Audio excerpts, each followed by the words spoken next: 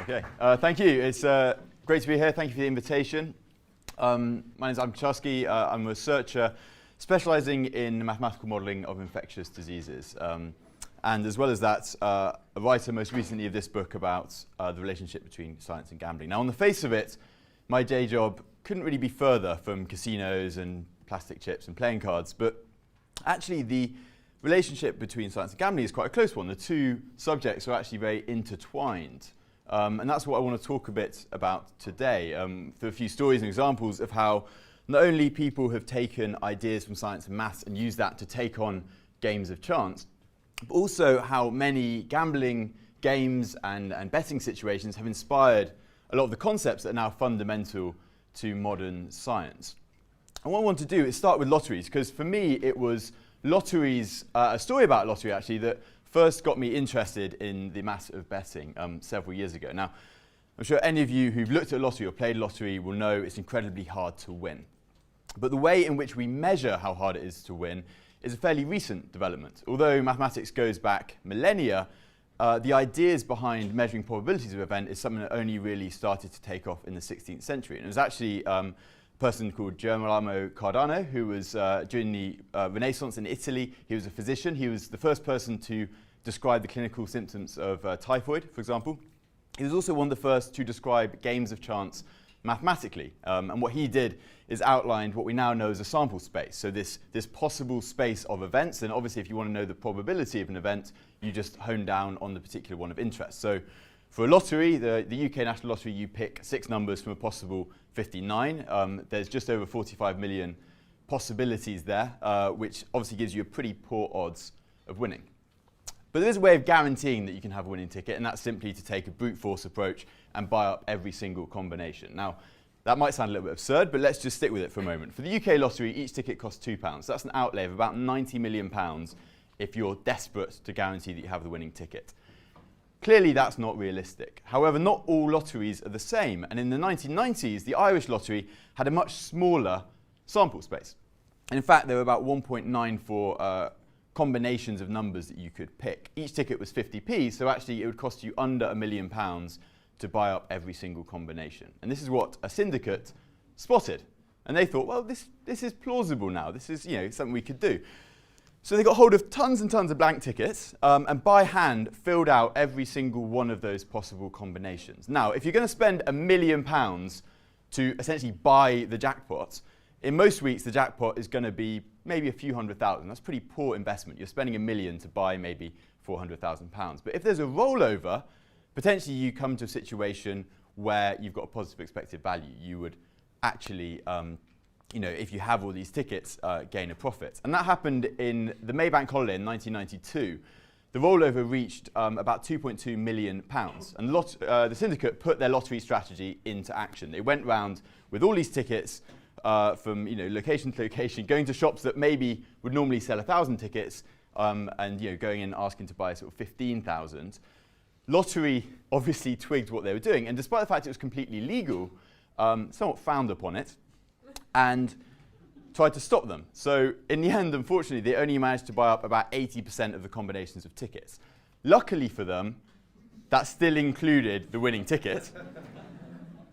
Unluckily, that week there were 2 other jackpot winners, so they had to split this jackpot. But when you added up all the lower tier prizes, they actually walked away with a profit of £300,000. Now, for me, that was a great example of how you take a pretty simple mathematical insight, a good dose of audacity and hard work, and convert it into something that can be profitable.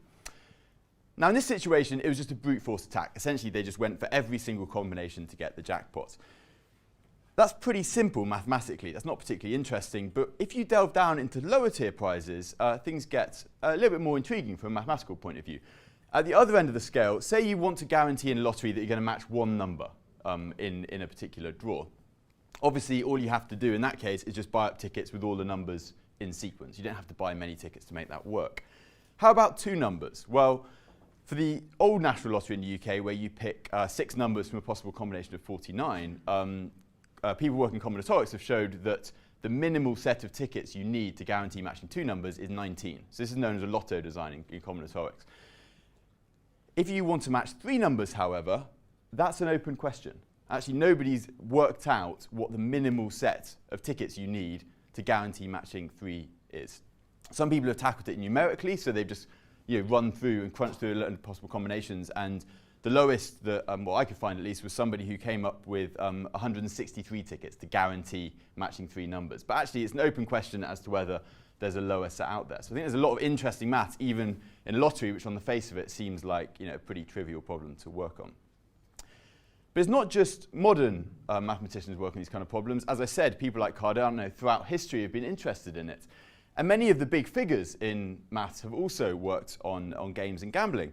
This gentleman, for instance, this is Henri Poincaré, really one of the great figures in around 1900, one of the few mathematicians, the last mathematicians really to kind of work in every field of the subject as it was when he was alive. And one of the things he was particularly interested in was predictability, so this notion of unexpected events. And he categorized it by what he called degrees of ignorance. For him, unexpected outcomes were the result of ignorance about the causes. And he classed this into 3 levels of ignorance. He said the first one is a situation where you know what the rules are, you have the information, you just need to do some elementary calculation to get the answer. So if you do a high school physics exam, this is kind of the situation you're in. You know what the laws are, you have the information, you just need to do some calculations and ideally get the correct answer.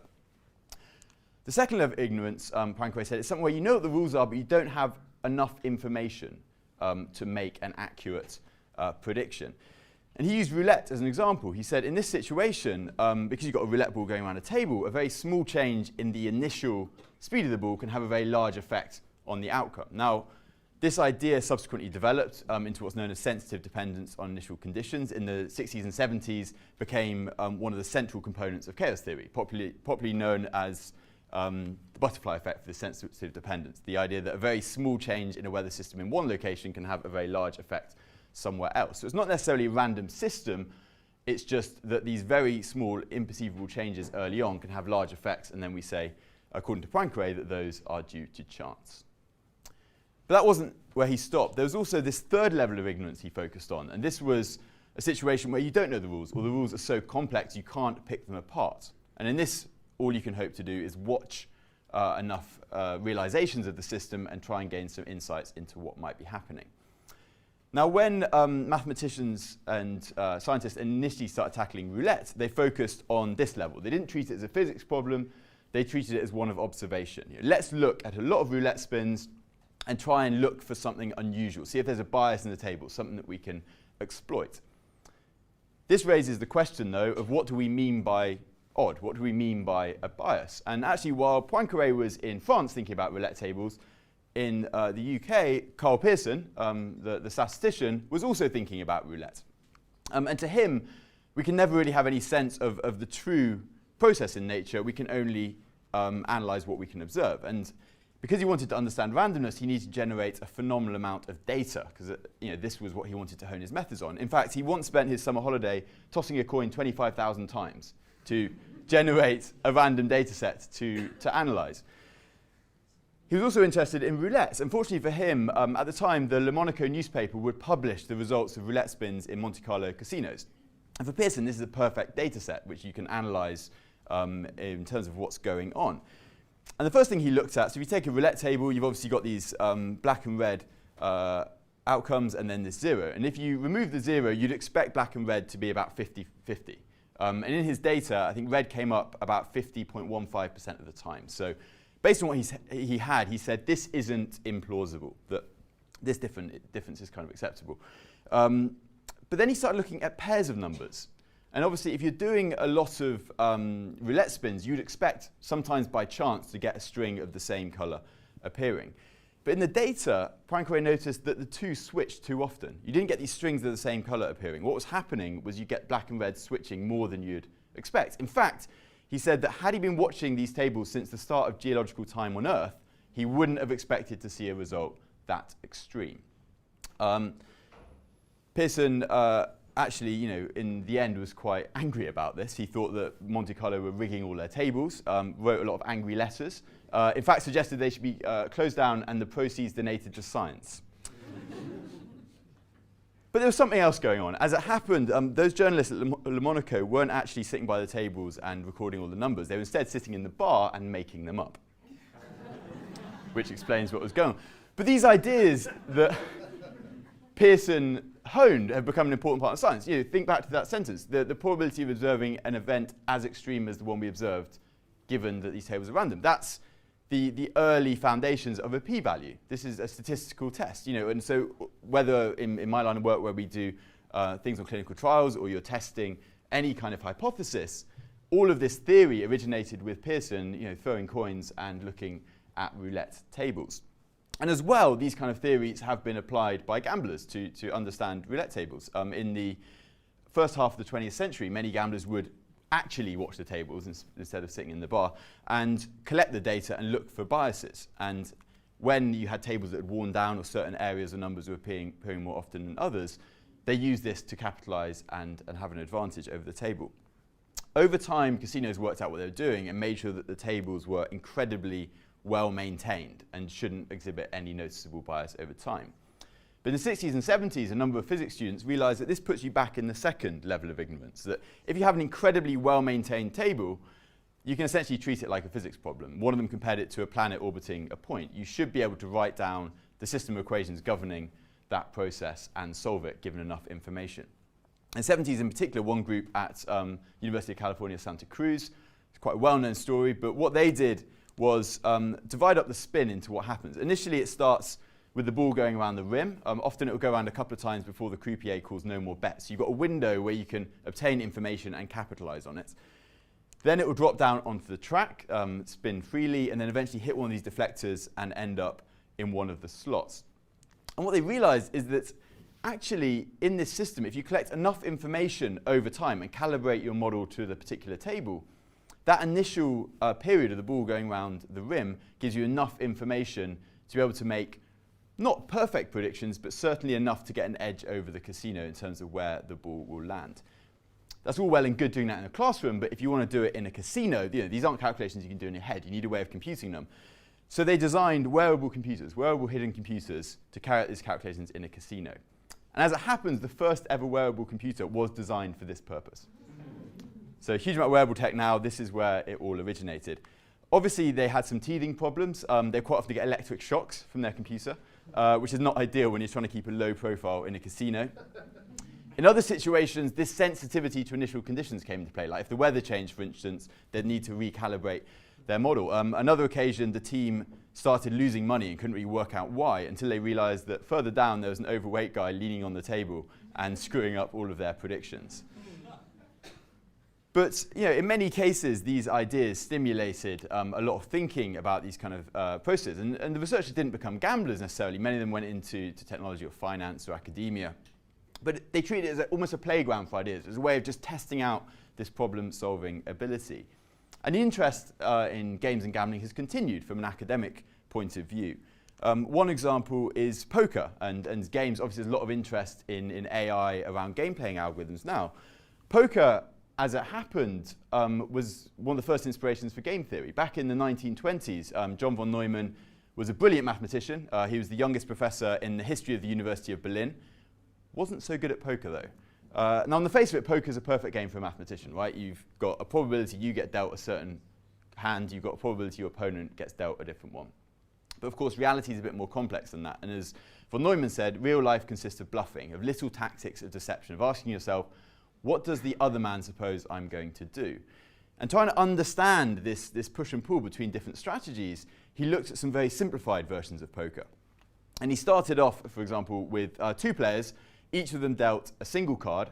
They both put some money in the pot at the start, and then the first player has a choice of either just sticking with their existing money in the pot and then they compare their cards, or this first player can raise the stakes and see if the other player reacts.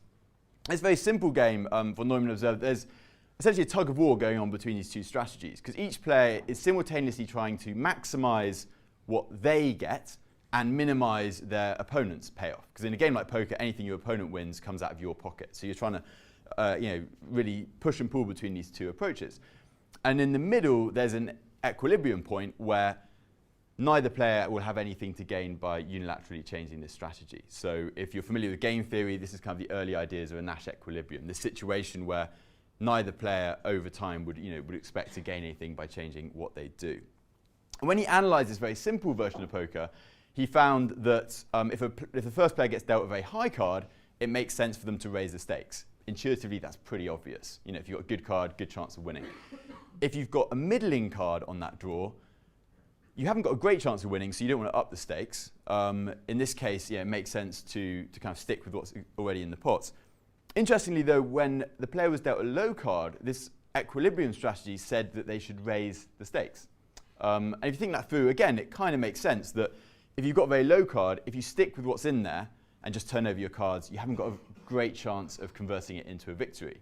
The only way you can profit is to try and scare your opponent out of the pot by raising the stakes. Now, at the time, poker players had obviously implemented things like bluffing. This was a common tactic, but it had always been seen as one that was more a quirk of human psychology than something that was a mathematical feature. But this was essentially von Neumann proving that bluffing is a necessary part of these kind of games. That essentially he constructed a mathematical proof that bluffing is a necessity in these kind of games of chance.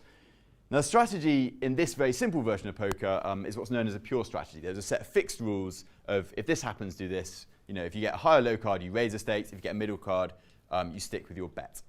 And many games have similar pure strategies that you can follow. So anything that has perfect information, something like noughts and crosses or checkers or chess, in theory has a strategy, a fixed set of rules that if you follow them, you will get the optimal result every time. The challenge, particularly things like Go, is obviously finding those kind of strategies, and sometimes that might be intractable, but in theory, there's one there. There's a whole class of games that doesn't work for. So one obvious example is rock, paper, scissors. It might be admirably consistent of you to always pick the same one, but if your opponent works out what you're doing, you're clearly not going to gain much in the long run. Really what you want to do is alter the choices you make to make your opponent's decisions as difficult as possible. So for rock, paper, scissors, it doesn't take much to spot that the way to make your opponent's decisions as hard as possible is to simply pick randomly between these three options. And so over time, if you do that, you wouldn't expect to lose on average. For a simple game like rock, paper, scissors, that's pretty trivial to kind of spot that that's the strategy. Obviously, for poker, there's a vast number of different combinations you could have, and the situation becomes far more complex. It's not something you can just write down a neat solution for. And actually, one of John von Neumann's colleagues, called Stanislav Ulam, was interested in these kind of questions. He wasn't a typical mathematician in that he didn't really enjoy trudging through lots of equations. On one occasion, his colleague found him solving a quadratic on a blackboard, and when he got to the end, he was so exhausted and bored that he went home for the day. So really, that wasn't his kind of thing. He was once playing solitaire. He was playing Camfield, which originated in casinos, and he wanted to work out the probability that if you lay out the cards, you have a situation where you could win. And he quickly realized that actually trying to write down all the combinations that would involve is just a bit arduous. And what would be better is instead just to simulate a few times, lay out some cards, see what happens. At the time with von Neumann, he was working at Los Alamos on the nuclear project and looking at neutron interactions inside early developments of hydrogen bombs. And again, it was a similar problem where you had a lot of random interactions of something that's very hard to solve analytically, and it made more sense to simulate. Because they were working on a government project, they needed a code name for this new kind of method. So after, as Ulam had a heavy gambling uncle, they nicknamed it the Monte Carlo method. And this has now become a really important part of science. We use it in disease analysis. For things like Ebola and Zika, the transmission dynamics are incredibly complex. It's not necessarily something you could solve mathematically, and it makes its way into a number of other fields as well, including analysis of games. Many of the top game-playing algorithms now use these kind of simulation-based approaches to refine their strategies. And in poker as well, one team at the University of Alberta adopted this kind of approach and refined their strategy so much over time that last year they announced that poker is sold. So for two-player poker in which the potential stakes are limited, so known as limit poker, they'd essentially, through this kind of iterative approach, found a situation or a set of strategies which are such a good approximation to the equilibrium that it wouldn't expect to lose money over a kind of human lifespan.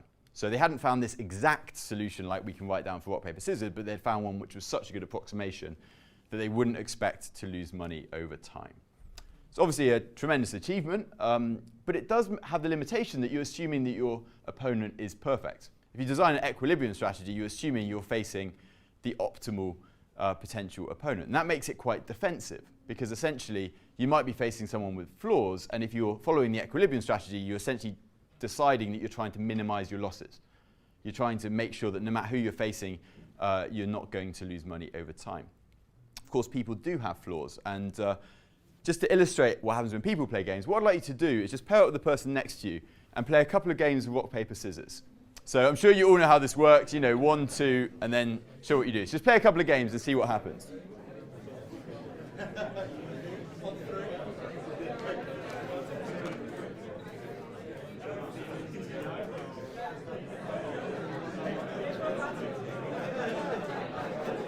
Okay.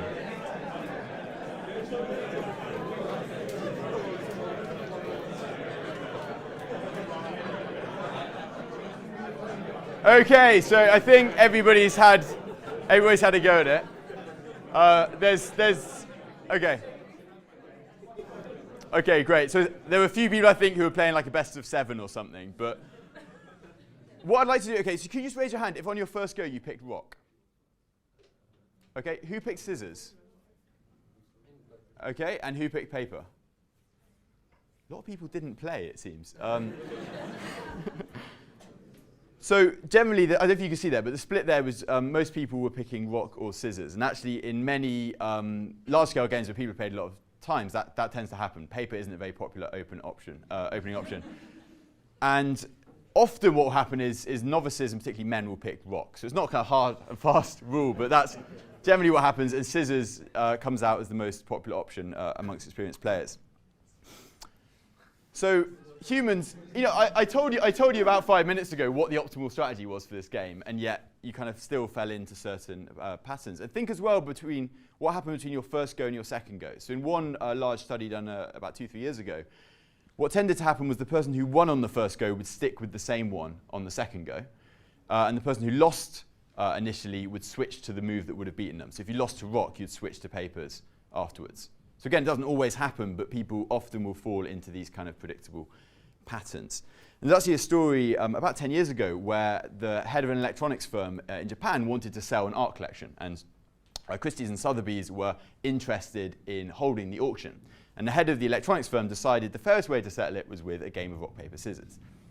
Now Sotheby's were like, great, that's random, that's fine. Christie's, however, he had a daughter, the CEO of the company, who played it relentlessly at school. So he got his daughter to teach him like the basics of rock, paper, scissors strategy.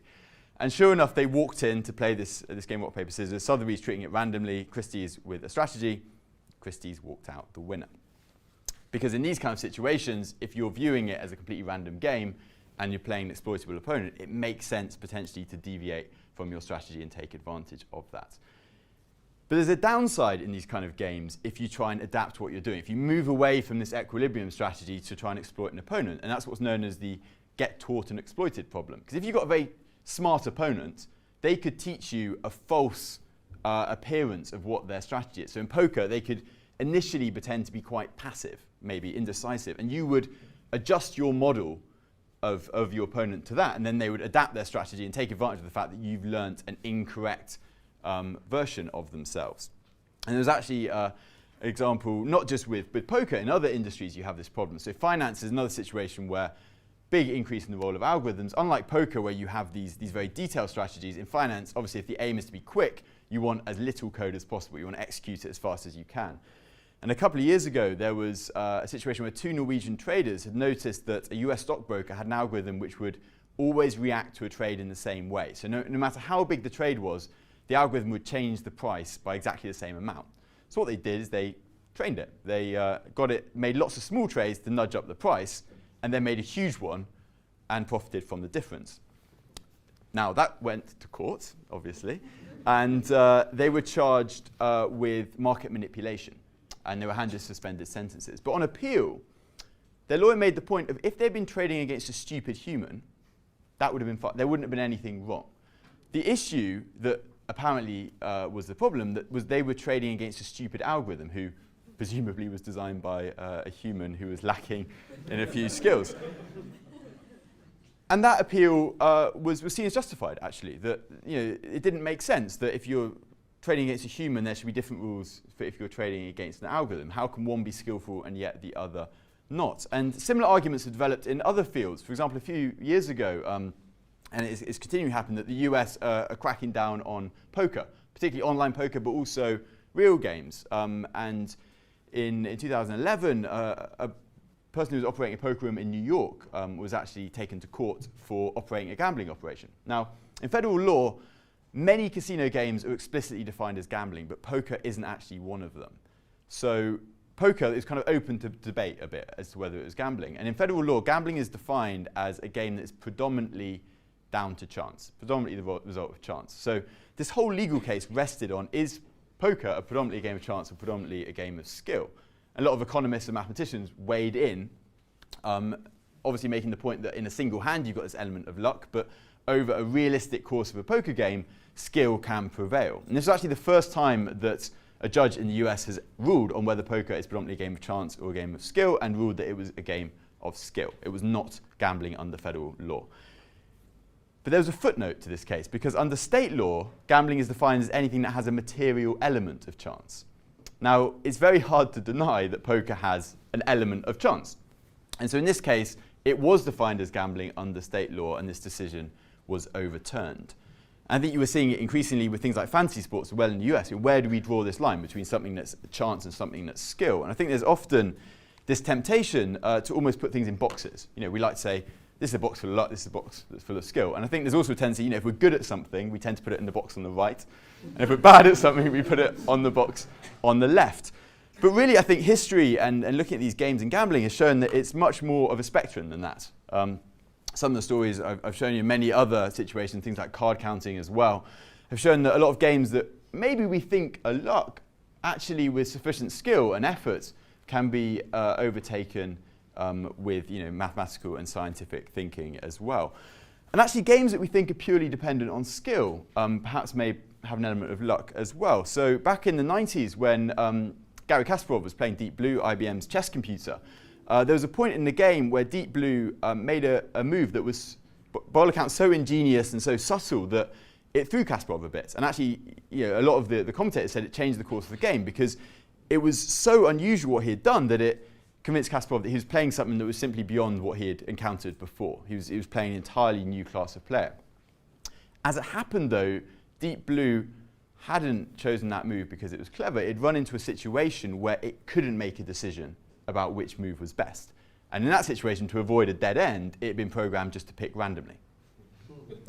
So this game, which is really held up as one of the landmarks of artificial intelligence versus humans, one of the most significant moves was actually made purely by chance. So again, games that are skill potentially might be closer to luck than we think. And I think that's why gambling is a really interesting field of study. Even if you never visit casinos or bookmakers, I think whatever industry you're in, gambling and betting and chance play a role. I mean, I work in health, in business, in finance. There's situations where we have to try and make decisions with hidden information.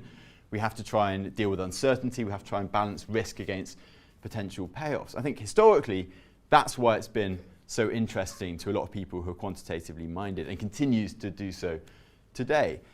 But I think there's another reason as well, which is why these games are so interesting. And I think Alan Turing put it well when he was working on games to understand thinking machines a bit better. As he said, it would be disingenuous of us to try and disguise the fact that the principal motive for the work was the sheer fun of it. So, thank you.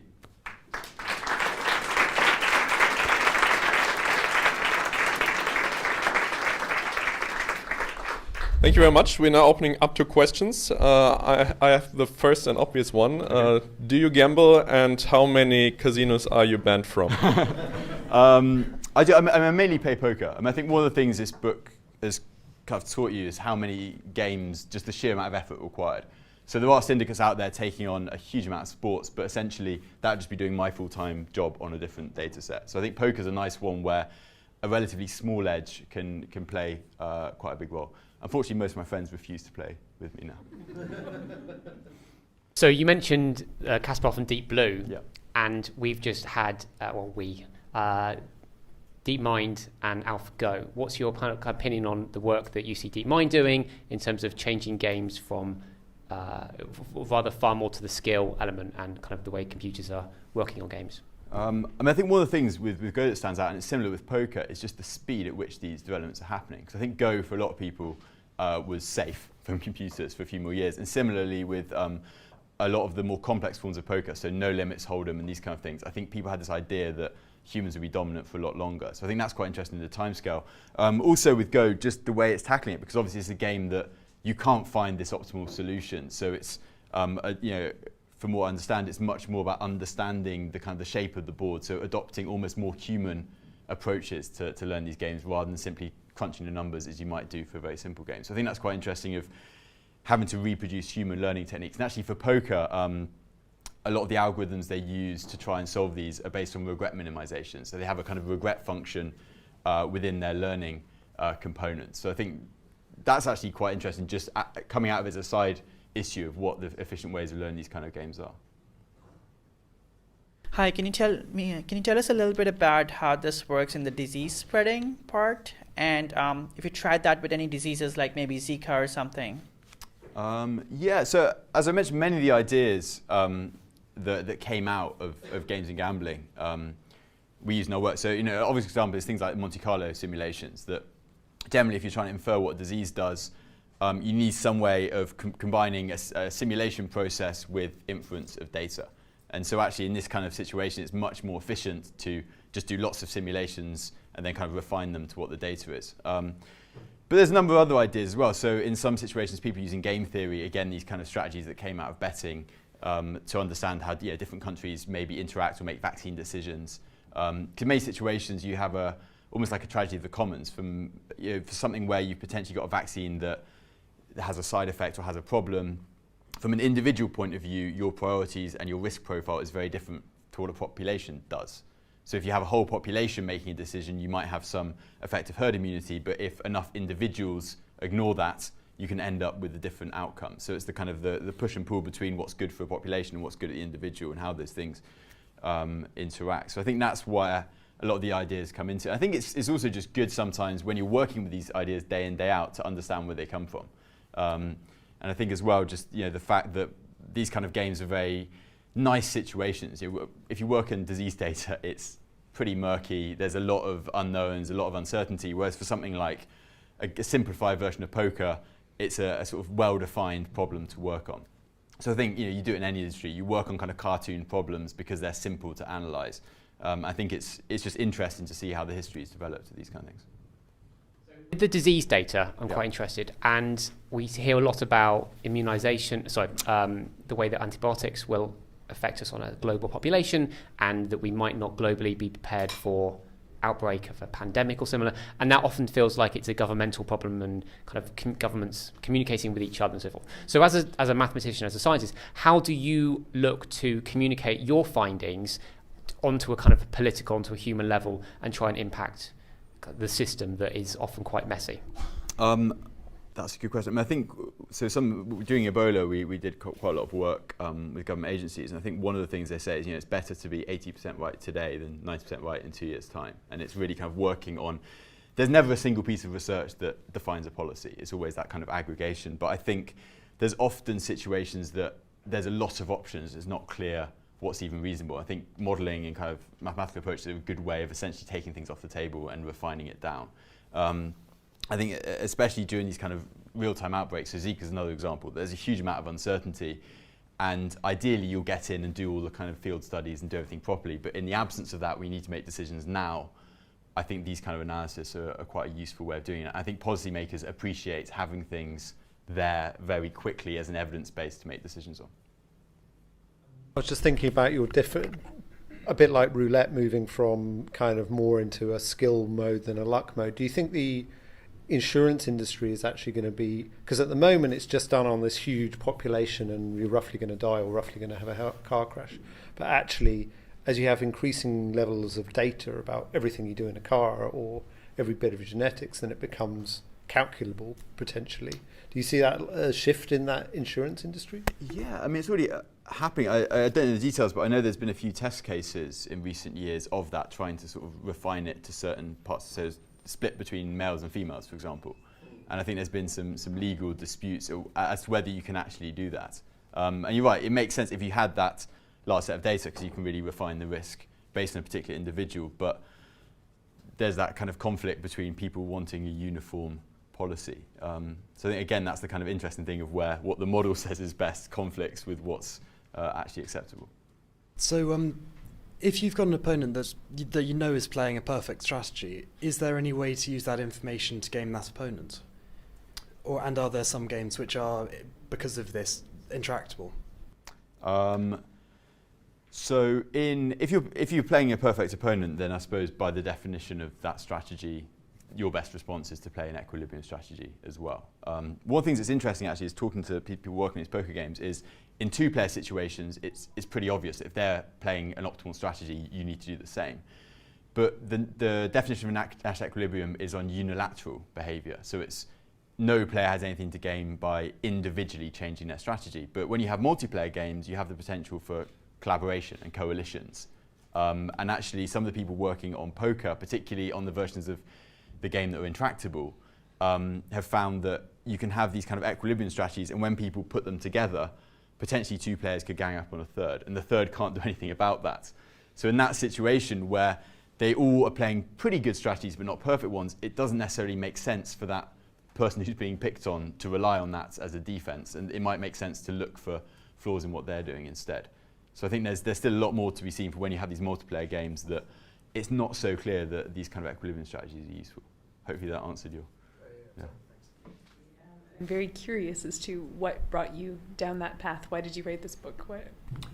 So as I said, these kind of stories have always been hovering in the background for me. And it was during my PhD, so I did a PhD in maths, and we'd often get emails from usually the sort of standard crowd, and it's tons of investment banks generally, but you'd often get a few different ones appearing. And it was actually firms who were essentially betting hedge funds got in touch about possible kind of recruitment. And for me, that was something that I just wasn't aware of as an industry that had developed. And actually, as you start to look into it, it's only in the last decade or two that in the UK on, say, football, that people have been able to make consistently good enough predictions to make that a viable business model. And that kind of started for me, that was quite interesting. That's something I was completely unaware of as an industry. And then when you start to dig down into the history, you realise that not only there are a lot of other people doing these things that potentially aren't reported a lot, actually you've got a lot of quite major developments in science that, I don't know about you, but I was just completely unaware that a lot of these ideas had originated with games like Roulette and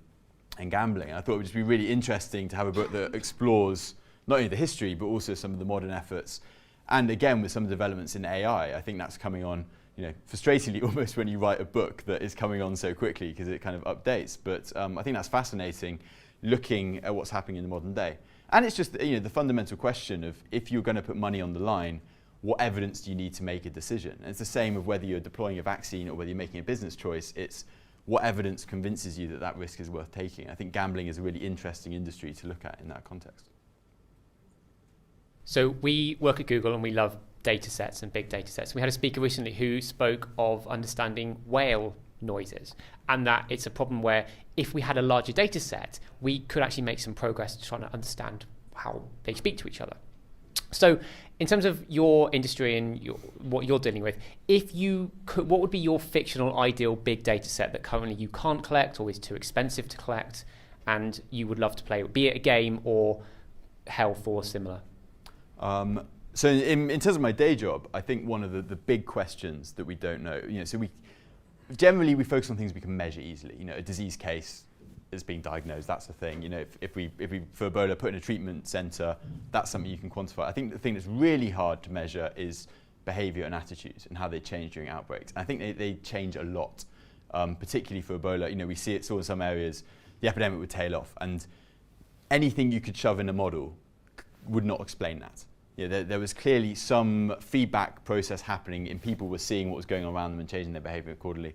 And I think just in reaction to a lot of other of these outbreaks, and that's something that's quite hard to measure. I think often we try and measure stuff as proxies. You can do surveys of people and their behaviour, but if I ask you what you're doing today and there's a huge outbreak next year, can't guarantee you're going to behave in the same way. And I think that's something that would be really interesting to try and understand actually what people really do versus maybe what they say they do or what they think they do, and how that has an effect. Because I think that's a big gap in our understanding of outbreaks, certainly.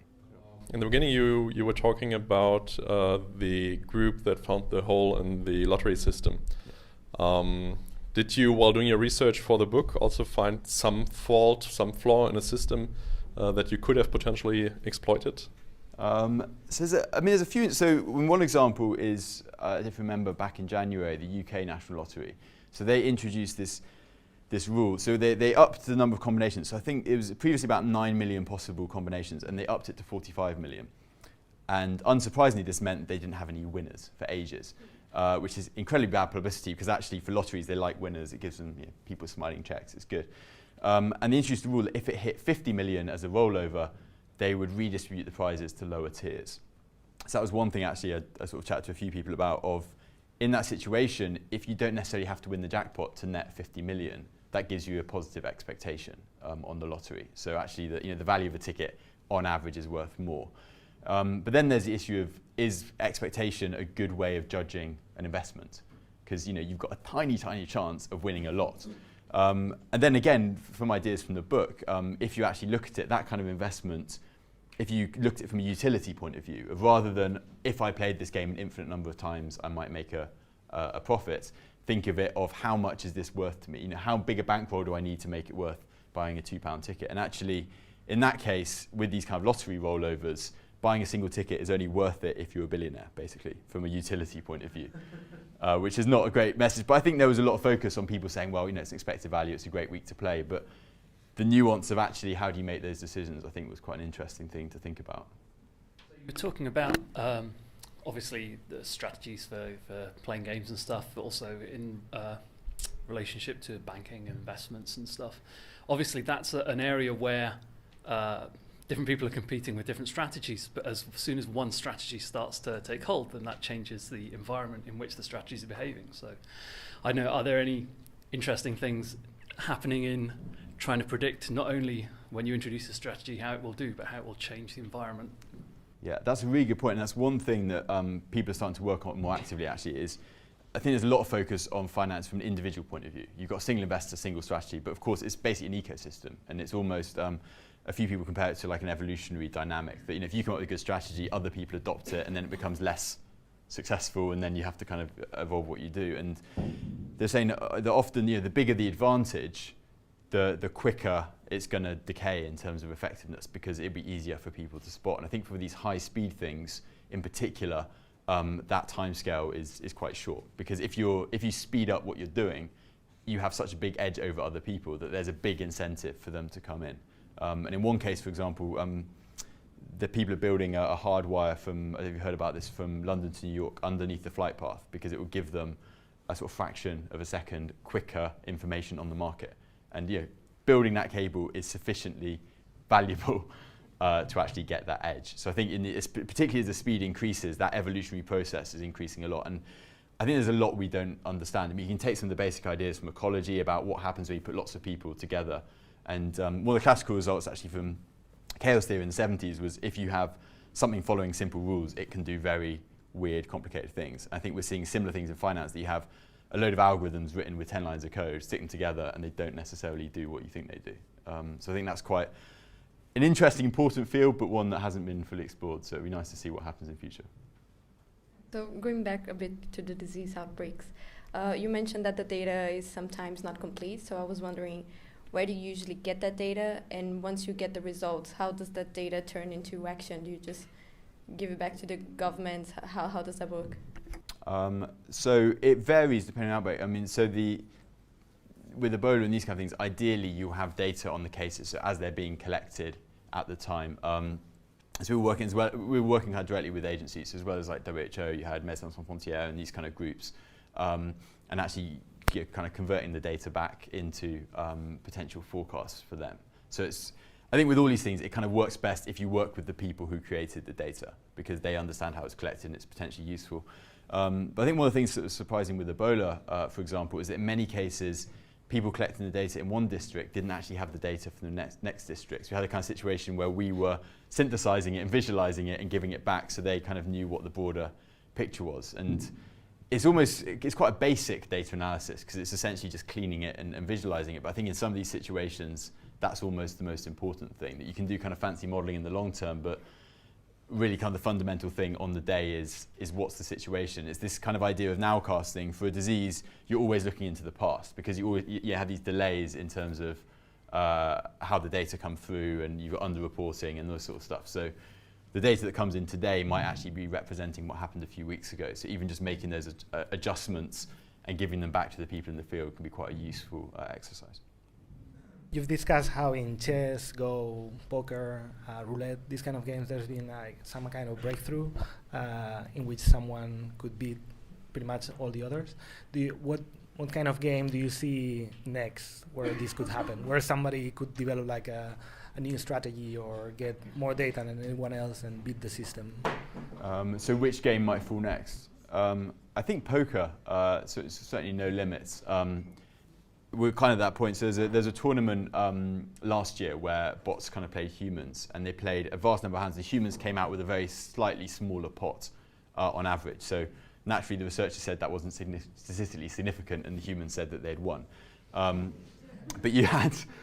So I think we're reaching that point, whereas if you talk to professionals, these games are still safe. If you talk to the guys working on the algorithms, it's only a matter of time. And I think it's particularly interesting. We have these very strong feelings about games that are seen as an art. So a lot of these poker kind of games are seen as very kind of experienced players with intuition and kind of instinct think that that's their realm. So it's quite interesting as computers start to come into it and challenge those notions. So yeah, I think that's going to be the one to watch in the next couple of years. All right, if there are no more questions, I think we'll wrap it up here. Thank you all for coming. Thank you, Dr. Adam Kucharski, for being here. It was a pleasure. Thank you very much.